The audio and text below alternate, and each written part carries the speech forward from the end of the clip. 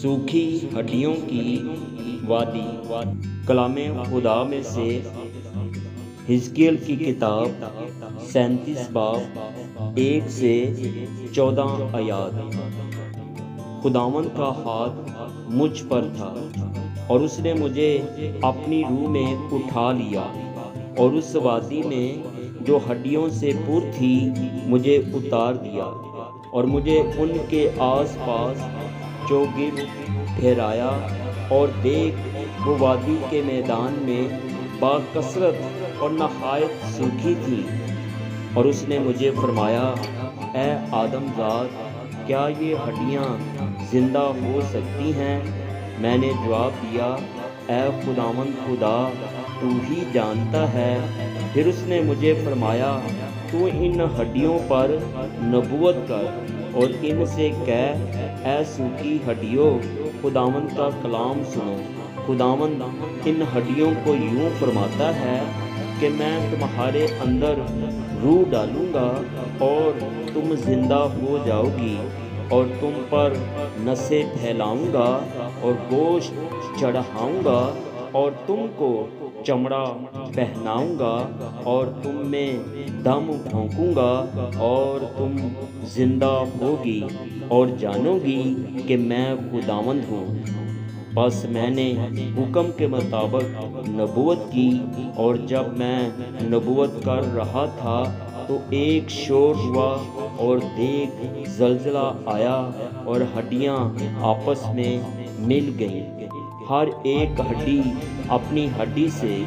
और मैंने निगाह की तो क्या देखता हूँ कि नसें और गोश्त उन पर चढ़ आए और उन पर चमड़े की पोशीश हो गई, पर उनमें दम ना था। तब उसने मुझे फरमाया कि नबूवत कर, तो हवा से नबूवत कर, ए आदमजाद, और हवा से कह, खुदावंद खुदा यूं फरमाता है कि ए दम, तू चारों तरफ से आ और इन मकतूलों पर फूंक के जिंदा हो जाएं। बस मैंने हुक्म के मुताबिक नबूवत की और उनमें दम आया और वो जिंदा होकर अपने पाँव पर खड़ी हुई, एक नहायत बड़ा लश्कर। तब उसने मुझे फरमाया, ए आदमजाद, ये हड्डियाँ तमाम बनी इसराइल हैं।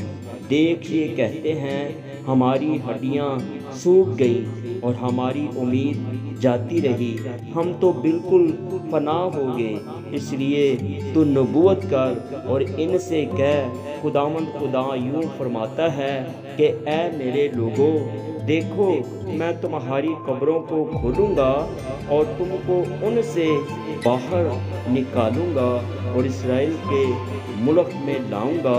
और ऐ मेरे लोगों, जब मैं तुम्हारी कब्रों को खोलूँगा और तुमको उनसे बाहर निकालूँगा, तब तुम जानोगे कि खुदावंद मैं हूँ। और मैं अपनी रूह तुम में डालूँगा और तुम जिंदा हो जाओगे और मैं तुमको तुम्हारे मुल्क में बसाऊँगा। तब तुम जानोगे कि मैं खुदावंद ने फरमाया और पूरा किया, खुदावंद फरमाता है। आमीन।